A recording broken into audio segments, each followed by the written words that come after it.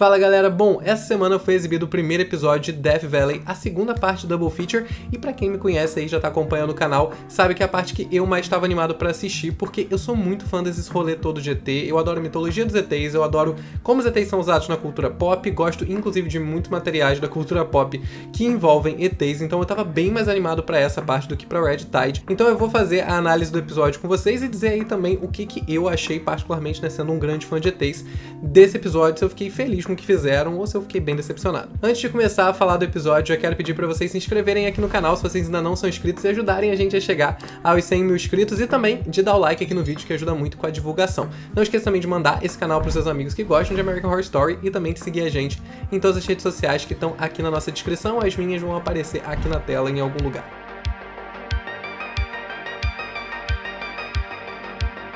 Bom, a gente começa o episódio ali no Novo México, em 1954. Como eu tinha falado lá no último vídeo, a gente sabia que várias figuras históricas ali desse período, dos anos 50, anos 60, iam estar nessa temporada, então já era de se esperar que ou a gente tivesse flashbacks ou que a gente tivesse parte da temporada sendo passada algumas décadas atrás. A gente começa todo envolto ali naquele clima preto e branco, que eu particularmente gostei muito, eu achei a estética dessa primeira parte do episódio muito bonita, e logo no primeiro momento a gente tem essa mulher ali, dona de casa dos anos 50, aquele estereótipo bem... Não estereótipo no caso de não era comum, era realmente bem comum esse estereótipo feminino nessa época, daquelas roupas, a mulher que cuidava de casa, que fazia as tortas, até que ela percebe uns barulhos do lado de fora e vê que tá vindo um tornado muito louco pra cima da casa dela. O filho dela meio que dá uma desaparecida e ela começa a perceber que os aparelhos ali eletrônicos da casa estão começando a dar uma bugada e girar ao contrário, enfim. Dá pra ver claramente que tá tendo uma interferência bem grande em questões talvez magnéticas, alguma coisa ali nos aparelhos da casa dela, até que do nada a mulher gruda no teto, bem no estilo ali das cenas de abdução que a gente já tá acostumados, e aí a gente tem um momento que a gente vê o filho dela entrando na sala e meio que falando com ela como se ele tivesse meio que possuído. Isso não é uma novidade exatamente pra gente, a gente já sabia de informações que já tinham vazado sobre essa temporada, que os ETs iam usar os nossos corpos pra poder se comunicar. Então assim, através do filho dela, parecia que ele estava sendo usado, né, como receptor ali de mensagem dos ETs, pra poder falar com ela, né, transmitir a mensagem pra ela, já que provavelmente eles não falam a nossa língua, não entendem a gente tão bem a ponto de só falar com a gente. Então usar o nosso corpo seria uma forma de controlar ali nossa mente e passar as mensagens da melhor forma. A criança chega a esticar a mão pra ela e pedir pra ela se juntar a ele, mas até o marido dela chegar em casa a gente não sabia qual é a decisão que ela tinha tomado. Como ela tá ali voando no meio da sala de estar com os mesmos olhos da criança, pelo menos o que eu entendi foi que agora os ETs estavam usando também ela pra poder se comunicar, e não só se comunicar, como o corpo dela estava sendo controlado, ela também estava reproduzindo ações pelos ETs. Então não só ela estava transmitindo mensagens, como ela estava fazendo com o corpo dela o que eles queriam que ela fizesse. Logo que o marido dela chega em casa e vê ela voando ali no meio da sala, ela começa a produzir alguns sons que parecem incomodar bastante ele, e depois ela explode a cabeça do cara.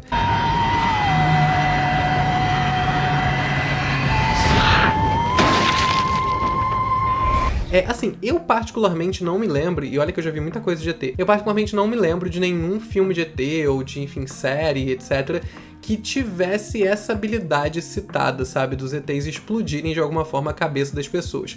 Então assim, se vocês lembrarem de algum momento na cultura pop em que isso aconteceu e a qual momento provavelmente essa cena foi uma referência, comenta aqui embaixo. Eu particularmente acho que pode ter sido inventada também, tá gente? Ninguém tá proibido de inventar coisas de ET não, tá tudo bem. Falando rapidinho da abertura de Death Valley, a gente já sabia que ela ia ser diferente de Red Tide, porque a gente teve, né, na abertura de Red Tide só elementos relacionados àquela situação ali de praia e de drogas e tal, e agora a gente teve uma abertura totalmente diferente. Alguns pontos que eu acho legais da gente citar dessa abertura. Primeiro, a questão dos tentáculos é muito mostrado, vários tentáculos durante toda a abertura, o que mostra que isso faz parte da anatomia desses ETs, que a gente vai estar vendo nessa temporada. Tem também um momento que os tentáculos começam a passar ali numa região mais...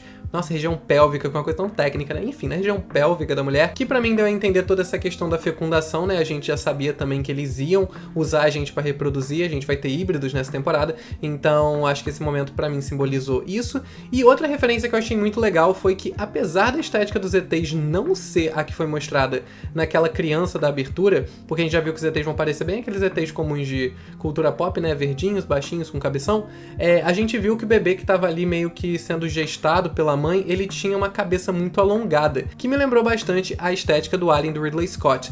Até onde eu sei, aquela estética não vai ser usada nessa temporada, é uma estética bem específica de ET, eu nunca vi ela sendo usada fora dos filmes da franquia do Alien, então então assim, acho meio difícil de você usar e não parecer que você copiou, porque realmente foi bem diferente do que a gente tinha de ETs naquela época na cultura pop. Então eu acho que essa cabeça alongada da criança foi uma referência sim ao Ridley Scott, mas eu não sei se de fato essa estética vai ser usada pros ETs dessa temporada. Ainda em 1954, a gente vê o presidente Eisenhower, que eu também já tinha falado aqui no último vídeo que ia estar nessa temporada. Inclusive, gente, eu tô falando desse último vídeo que eu gravei, eu vou deixar aqui na descrição ou aqui na tela se der, não sei mais se dá, pra vocês clicarem e verem o último vídeo que eu gravei, que eu falo um pouquinho sobre as coisas que vão estar nessa temporada. A gente vê que ele tá ali jogando golfe com os amigos dele, até que um cara ali, um assessor, um agente de alguma inteligência americana, chega pra falar com ele e conta que o interceptor ali do exército americano abateu uma nave e que eles não estão identificando que nave é essa. Então naquele momento ali a gente já meio que imagina que fosse uma nave extraterrestre. Eu não acho que eles tentaram fazer nenhum tipo de mistério com essa cena, já que, né, a temporada vai ter 4 episódios, então assim, não daria pra enrolar muito com o rolê dos ETs, mas ele chega até a perguntar se é uma nave russa, alguma coisa assim. A gente tava na época da Guerra Fria, né, quando essa cena é passada, então é uma preocupação contextualizada do presidente. E logo na cena seguinte a gente já tem a introdução de Sarah Paulson fazendo a Mamie Eisenhower, esposa do presidente. No momento ali que eles estão conversando, né, sobre ele ter que ir até esse lugar ver o que aconteceu, mas ele não poder compartilhar com a esposa dele por ser uma informação secreta, a gente já tem até esse momento ali que a gente vê que o casamento deles parece um pouquinho esquisito, assim, eles não parecem pessoas muito próximas e que têm uma relação muito afetuosa. Não sei se foi só eu que tive essa impressão, ou será realmente um momento de discussão, mas assim, é compreensível que seja complicado pra ela, principalmente na época em que ela viveu, que ela não tinha acesso a várias informações e ela não tinha muitos poderes ali dentro da relação, e tinham várias coisas que eram assuntos oficiais da presidência e que não podiam chegar até ela. Quando o presidente chega ali onde a tal nave caiu, a gente percebe que eles usaram realmente na nave aquela estética bem anos 70, 80 ali do cinema, o que eu particularmente já esperava pela estética dos ETs. Eles não me pareceram que iam inovar muito nesse rolê, não parece nem que foi a intenção da temporada, e assim, não me incomoda, porque eu gosto e acho que não deixa de ser uma homenagem também pra toda a estética dos ETs na cultura pop, que tem suas alterações, mas a mais tradicional, né, a mais básica que a gente tem é aquela ali, e me parece que foi essa que eles quiseram homenagear. Nessa mesma cena, a gente já tem a introdução de mais um personagem histórico, que é a Amelia Earhart, que eu já tinha falado aqui também no último vídeo que ela ia participar, e ela é encontrada pelo próprio presidente ali atrás de uma árvore, e ela parece estar um pouco perdida, um pouco nervosa e tal, o que é compreensível, já que, né, no momento em que aquela cena está sendo passada, a Amelia já estava desaparecida, né, pelo menos pautando ali nos dados reais do desaparecimento dela, há 17 anos. Uma das coisas que mais intrigam o presidente e quem tá encontrando ali ela naquele momento é o fato de que ela não envelheceu nem um pouco, né? Quando ele chega com ela no hospital, isso até é levantado pelos médicos que não pode ser ela porque ela não envelheceu. Mas de qualquer forma ele sabe que é porque, de acordo com ele, a esposa dele era muito fã dela e ele sempre via as fotos dela e tal, então ele sabia muito bem que era de fato a Amelia. Apesar da Amelia estar aparentemente bem ali na hora que o presidente tá conversando com ela, e quando eu falo bem no sentido dela tá sã, ela não tá meio que surtando nem nada, ela consegue explicar tudo que ela passou nesses últimos tempos. Ela fala que ela sofreu alguns tipos de experiências e algumas coisas um pouco invasivas ali por parte de quem tava cuidando dela, até onde tudo indica seriam esses seres extraterrestres que estavam cuidando dela. Não sei se ela tava naquela nave que caiu e por isso ela apareceu ali, é uma possibilidade, mas de qualquer forma ela muda bastante o comportamento dela no final da cena, quando ela começa a dar uma surtada e começa a cair a ficha dela de tudo que aconteceu. Ela até chega a dizer que ele não é o presidente dos Estados Unidos, que quem é o presidente Roosevelt, que era o presidente que estava, né, no mandato que estava acontecendo lá na época que ela estava vivendo nos Estados Unidos, não nesse percurso aí todo do desaparecimento dela. Depois, no final dessa cena, ela já dá uma surtada, ela precisa ser sedada e ela aparentemente dá uma descontrolada. Ah, e eu esqueci de fazer um comentário que eles descobrem lá no hospital que ela tá grávida de 2 meses. Então, assim, mais uma vez a gente já tem aí a pauta das pessoas engravidadas por extraterrestres, né, dos ETs usarem a gente como meio que uma incubadora ali pros filhos deles, ou não incubadora, é uma barriga de aluguel mesmo. Então, nesse momento a gente descobre como ela tá grávida e ela tava desaparecida e com os ETs, apesar do governo americano não ter certeza disso ainda na cena, a gente que tá de casa já sabe que ela tá grávida dos ETs. Na cena seguinte, a gente tem o presidente Eisenhower chegando ali numa sala onde estão fazendo uma autópsia de um ET, né, do ET que foi encontrado lá perto da nave que caiu. Duas coisas são importantes falar sobre essa cena. Primeiro que a gente descobre ali que eles de fato vão usar a estética lá dos anos 70, anos 80 dos ETs, aqueles carinhas cabeçudos, olhudos, que a gente já tinha visto nas promos da temporada, mas, né, às vezes eles enganam, colocam uma coisa lá e colocam outra na temporada. E a cena da autópsia basicamente serve pra gente descobrir que o corpo deles dentro é meio oco, na hora que eles tiram ali meio que os ossos do ET, não tem nada por baixo. E aí nesse momento que eles estão olhando esse vazio que tem dentro do ET, a gente vê que uma gosminha pula e gruda na cara do médico. médico. Eu acho que essa foi possivelmente a referência mais clara de todo o Double Feature, de toda a temporada de Double Feature, que foi uma referência muito clara ao Alien de Ridley Scott, como eu falei, que provavelmente foi referenciado também lá na abertura. Eu não acho que exista nenhum outro ícone de cultura pop tão grande relacionado a alienígenas quanto ao Alien, ou a franquia do Alien no geral. A estética do Alien é muito copiada, vários e vários elementos da franquia já foram muito reutilizados no cinema, e a própria franquia é muito grande por si só. No filme do Alien, esses bichinhos que pulam ali, né, dos ovos e grudam na cara das pessoas, eles têm a ideia de colocar um ovo dentro do ser humano, não um ovo, né, tipo meio que um embrião dentro do ser humano para que ele seja gerado dentro da pessoa. E aí tem aquela cena famosa de que o alienzinho sai lá da barriga da pessoa, depois que esse bicho coloca ele dentro da boca da pessoa. Então assim, nessa cena especificamente não deu pra entender muito bem o que essa gosminha faz. A única coisa que a gente viu é que quando tiraram da cara do homem, a cabeça dele explodiu.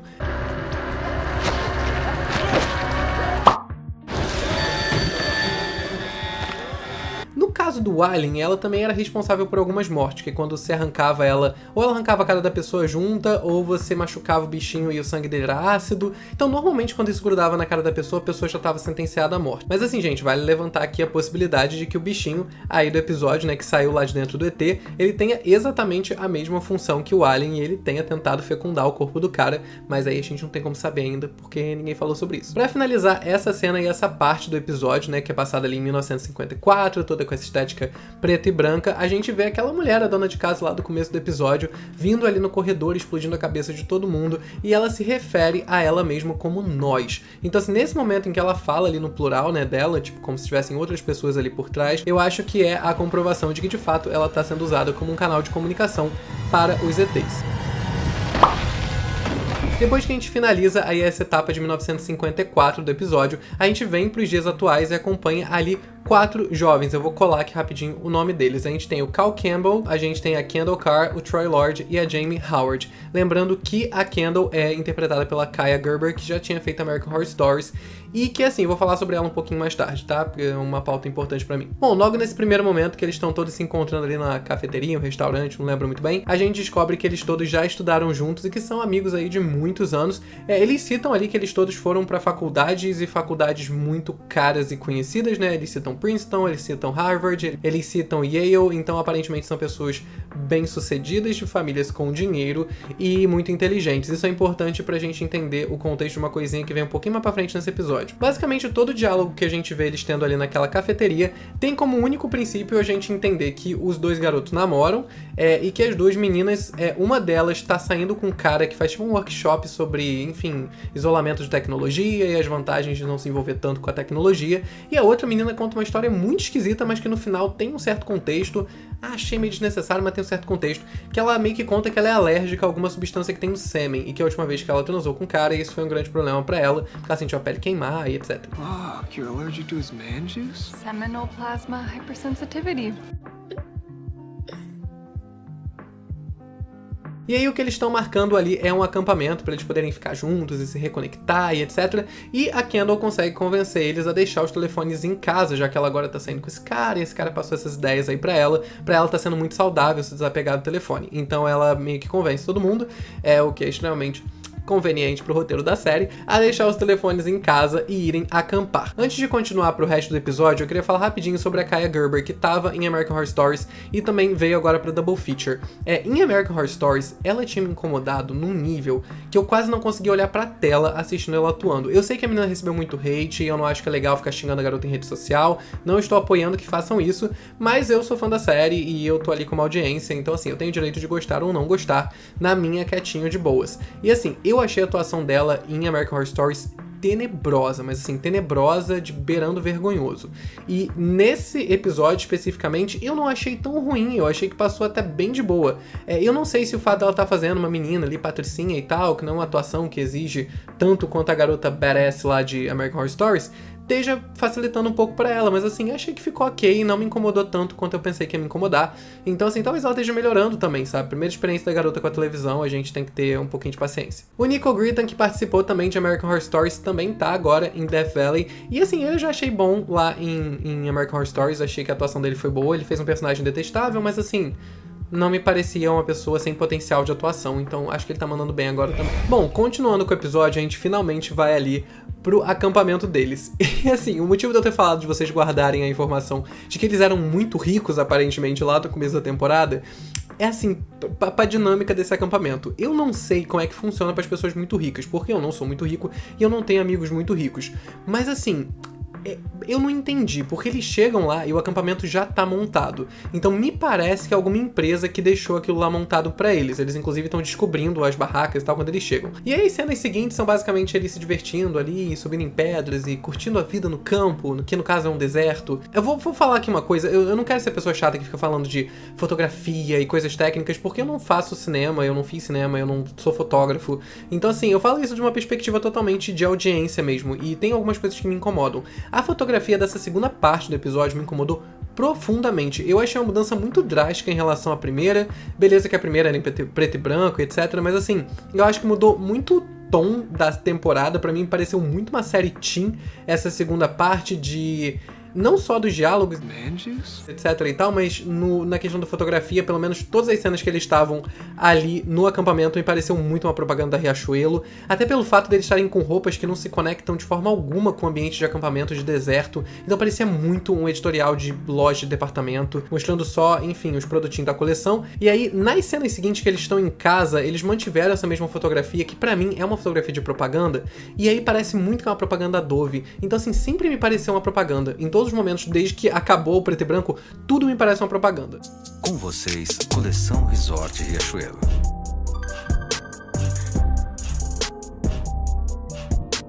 E depois que a gente acompanha eles ali se divertindo e muito felizes e ricos no deserto, na areia, a gente vê que um deles leva a galera ali pra um suposto lago que ele viu e queria levar as pessoas pra poder aproveitar a vida no lago, só que quando eles chegam lá, eles veem que não existe mais esse lago e que na verdade tem um pasto ali na frente. O problema desse pasto, além do fato de que ele não tava lá até agora há pouco, é o fato de que todas as vacas ali dentro estão cortadas ao meio, e depois que a Kendall se aproxima delas, a gente vê que apesar de cortadas ao meio, elas ainda estão vivas. Então parece ali um evento bem sobrenatural, uma coisa que eles ficam muito assustados, e eles decidem ir embora. Nessa hora que eles estão fugindo com o carro, a gente tem aquela cena bem clássica ali de filmes de ficção científica, em que vem uma luz enorme em cima do carro, e aí eles são parados, e eles acordam atordoados depois, eles chegam até ver algumas criaturas se aproximando do carro, né, com os tentáculos e tal, e aí quando eles acordam, eles percebem que eles estão em lugares trocados no carro. Pra mim, essa cena foi uma referência muito clara ao caso ali da Betty e do Barney Hill. Eu já falei do casal Hill aqui no canal também, vou deixar o link do vídeo aqui na descrição,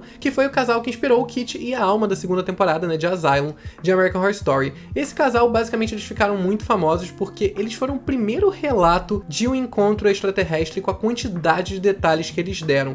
Esse encontro aconteceu lá nos anos 60, né, de acordo com eles, não tô dizendo que aconteceu ou que não aconteceu, mas eles relataram isso lá nos anos 60, e desde então esse relato e os detalhes que eles deram serviram de inspiração para muita coisa na cultura pop. E basicamente eles foram as primeiras pessoas a descrever a nave com esse formato que a gente conhece, os ETs com a forma que a gente conhece, então eles basicamente fundaram ali os ETs da cultura pop. Inclusive, nesse mesmo episódio, um pouquinho ali mais pra frente, eu acho que a Kendall, ela chega a citar o Barney e a Betty Hill, meio que deixando claro ali que tudo que aconteceu parece não sem querer com a história deles. Foi sim uma referência e foi sim uma homenagem, e não é a primeira vez que American Horror Story homenageia essa história do casal. Bom, pra adiantar um pouquinho aí pro final do episódio, a gente vê todo mundo ali meio que passando mal e etc, as meninas começam a achar que estão grávidas, os garotos achando que pegaram uma DST, e aí no final das contas a gente descobre que tá todo mundo grávido, inclusive os homens. Então, enfim, termina o episódio com essa cena, é uma cena ousada, é um plot twist muito rápido pra esse episódio, então eu sei que muitas pessoas reagiram mal a esse plot twist. Eu não detestei esse episódio e não detestei esse plot twist do final. Mas, ao mesmo tempo, eu entendo um pouco a reação negativa que as pessoas estão tendo em relação ao episódio. Pode ser por outros motivos, mas eu acredito que, principalmente por esse plot twist do final, isso tenha deixado as pessoas achando toda a situação um pouco ridícula.